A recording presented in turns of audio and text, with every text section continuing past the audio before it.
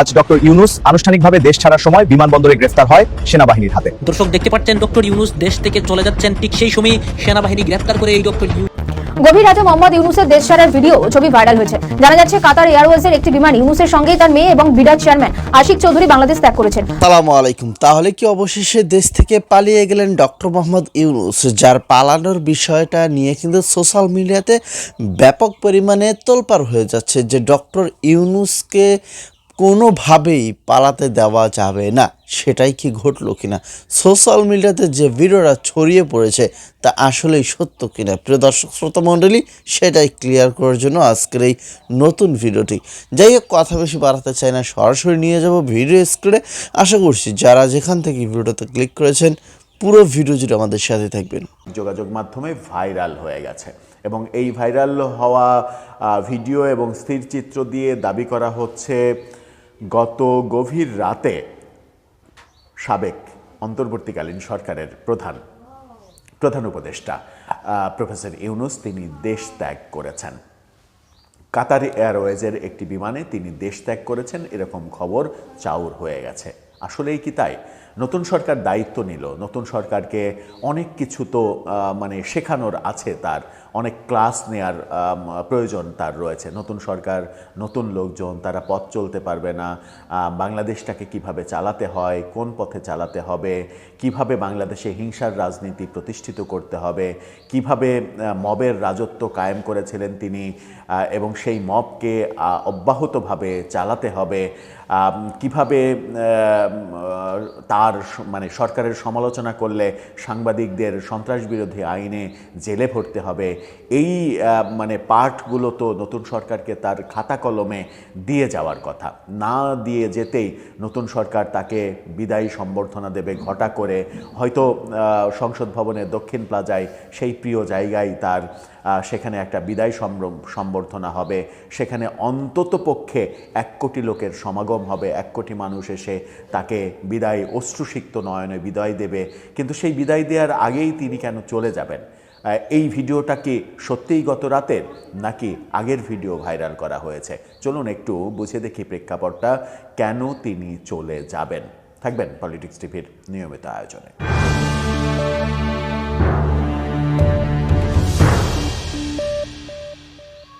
দর্শক, প্রফেসর ইউনূসের ওই ভিডিওর কথা বলছি যে ভিডিও ভাইরাল হয়েছে। এই ভিডিওর বাইরেও আর একটি ছবি ভাইরাল হয়েছে, যেখানে বলা হচ্ছে যে গত রাত 3টা 5 মিনিটে কাতার এয়ারওয়েজের একটি বিমানে তিনি দেশ ত্যাগ করেছেন। একটি স্টিল ছবি ভাইরাল হয়েছে, সেই স্টিল ছবিটা দেখুন। সেখানে মনে হচ্ছে তিনি, তার সাথে তার মেয়ে, আর মাস্ক পরে যিনি দাঁড়িয়ে, তাকে অনেকটা বিনিয়োগের ম্যাজিক ম্যান, যিনি বাংলাদেশটাকে বিনিয়োগে ভরে দিয়েছেন, সেই আশিক চৌধুরীর মতো লাগছে। আমি নিশ্চিত না তিনি কিনা। এটা যে বিমানবন্দরের ছবি এটা নিশ্চিত, কিন্তু এটা আমি নিশ্চিত নই যে এই ছবিটা গত রাতেরই ছবি। কারণ অনেক কিছুই তো বাংলাদেশে, অনেক গুজবই তো ছড়ে, অনেক গুজব ছড়ানো হয়। আমি এখন পর্যন্ত বিশ্বাস করতে চাই যে তিনি দেশে আছেন, তিনি দেশেই থাকবেন, দেশে তার এক গাদা প্রতিষ্ঠান, সেই প্রতিষ্ঠানগুলো দেখাশোনা করবেন। কারণ দায়িত্ব শেষ করার ওই রাতেই যদি তিনি চলে যান, তাহলে যত সমালোচনায় তিনি গত 1.5 বছর পড়েছেন, তার চাইতে 100 গুণ সমালোচনায় তিনি পড়বেন, তার এটা জানার কথা। তাহলে তিনি কেন যাবেন? আমরা গতকালকেই দেখেছি আদালতে রিট হতে গণভোটের রায় বাতিল করার রিট, অর্থাৎ আদালতে রিট হওয়া শুরু হয়েছে। ধারণা করা হচ্ছে প্রফেসর ইউনূস সরকারের আমলে নেয়া বহু অবৈধ সিদ্ধান্তের ব্যাপারে আদালতে এখন একের পর এক রিট হতে থাকবে, এবং একের পর এক রিট হতে থাকবে তখন মানে প্রফেসর ইউনূস সরকারের আমলে সংবিধান বিরোধী হাজারো অধ্যাদেশ, সংবিধান বিরোধী নানা আইন, নির্বাহী ক্ষমতায় আওয়ামী লীগকে নিষিদ্ধ করা, সারা দেশে মবের রাজত্ব বাস্তবায়ন করা, ইল্লিগাল ওয়েতে বহু সিদ্ধান্ত বাস্তবায়নের চেষ্টা করা, গায়ের জোরে বহু আইন সংশোধনের চেষ্টা করা, 1971 সালের মানবতা বিরোধী অপরাধের জন্য গঠিত আদালতে রাজনৈতিক প্রতিহিংসার শিকার হয়ে মানে রাজনৈতিক প্রতিহিংসা চরিতার্থ করার জন্য শেখ হাসিনার যে বিচার, সেই বিচার ওই আন্তর্জাতিক আদালতে করা, যে আদালতে শেখ হাসিনা রাজাকারদের বিচার করেছিলেন, রাজাকারদের খুশি করার জন্য শেখ হাসিনা গভীর রাতে মোহাম্মদ ইউনুসের দেশ ছাড়ার ভিডিও ছবি ভাইরাল হয়েছে। জানা যাচ্ছে কাতার এয়ারওয়েজের একটি বিমান ইউনুসের সঙ্গেই তার মেয়ে এবং বিডার চেয়ারম্যান আশিক চৌধুরী বাংলাদেশ ত্যাগ করেছেন। যদিও সোশ্যাল মিডিয়ায় ভাইরাল হওয়া ভিডিও এবং তার ছবি কবেকার তা নিয়ে যথেষ্ট দ্বন্দ্ব রয়েছে। তবে মোহাম্মদ ইউনুস যে দেশ ছাড়তে পারেন সে ব্যাপারে বাংলাদেশের রাজনৈতিক মহলের একাংশ 100% নিশ্চিত। তবে ভাইরাল হওয়া ছবিতে দেখা যাচ্ছে ইউনুস সাহেব এবং তার মেয়েকে। পাশে মুখে মাস্ক পরে যিনি দাঁড়িয়ে আছেন তাকে দেখে মনে হচ্ছে তিনি বাংলাদেশের বিনিয়োগের ম্যাজিক ম্যান আশিক চৌধুরী।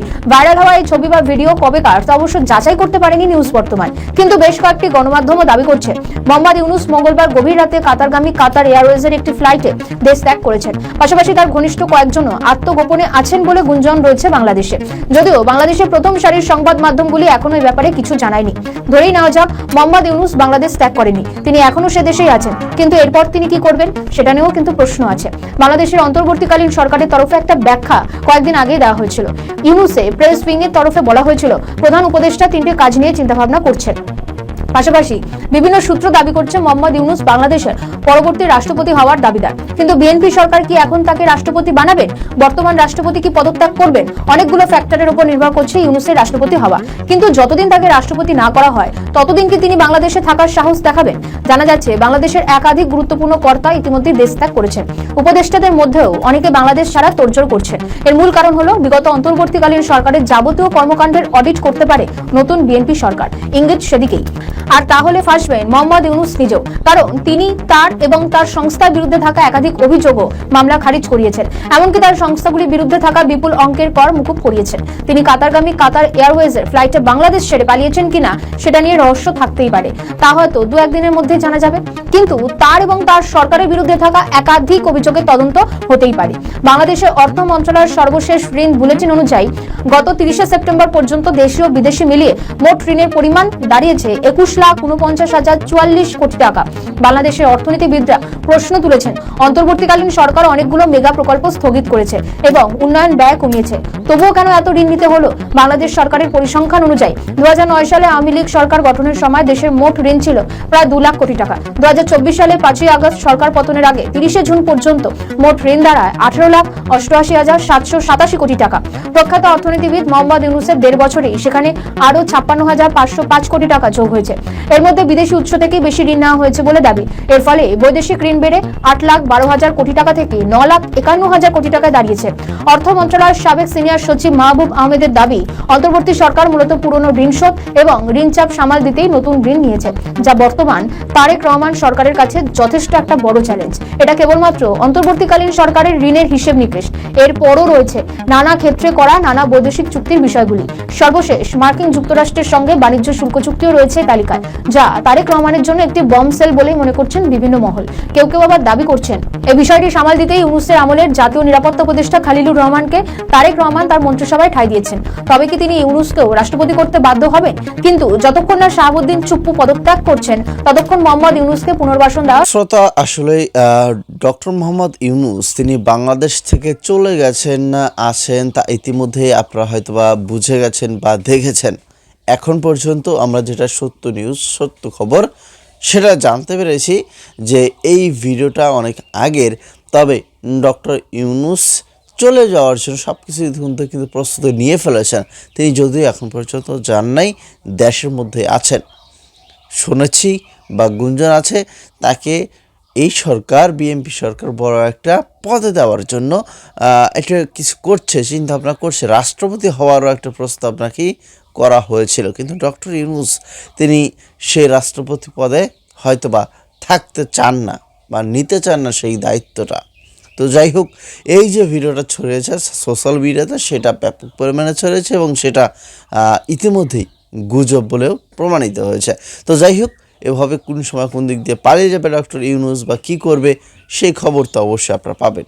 আর সুখবর হচ্ছে আওয়ামী লীগের কিন্তু একের পর এক ভাগ্য খুলে যাচ্ছে, মানে তালা খুলে যাচ্ছে। তো সেই বিষয়গুলো নিয়ে কথা বলবো।